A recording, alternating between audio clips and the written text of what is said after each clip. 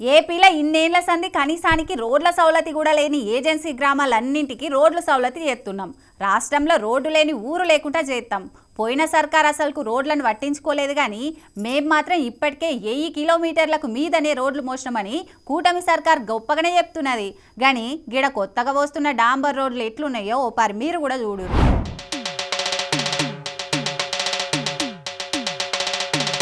అబ్బర కొడుకో, ఏందిది?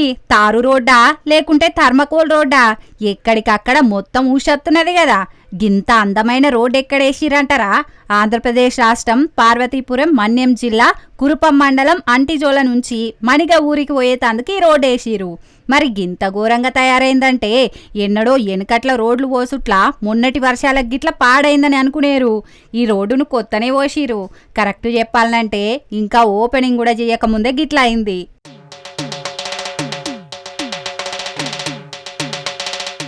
గిరిజన గ్రామాలల్లా రోడ్లు పోయాలని కూటమి సర్కార్ కంకణం గట్టుకున్నదన్నట్టే చెప్తున్నారు సర్కార్ పెద్దలు. దానికోసానికి నిధులు కూడా పెద్ద మొత్తంలోనే కేటాయిస్తున్నామని అంటున్నారు.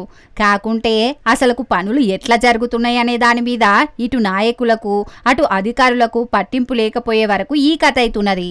కరుపాం మండలం జి శివడ పంచాయతీ పరిధిలున్న అంటిజోల ఊరి నుంచి బామిని మండలం మణిగ ఊరి నడుమ 2.5 కిలోమీటర్ల డాంబర్ రోడ్డును 1,57,00,000 రూపాయలతోనే ఎత్తున్నారు.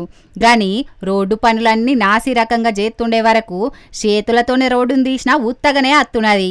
ఇప్పుడే గిట్లుంటే ఓ 4 వర్షాలు దంచినాయంటే అసలు కాడ డాంబర్ ఆనవాళ్ళు కూడా లేకుండా పోతుంది కావచ్చని అంటున్నారు అక్కడి గిరిజనులు. నాణ్యత లేకుండా రోడ్డేసి ఏం లాభం?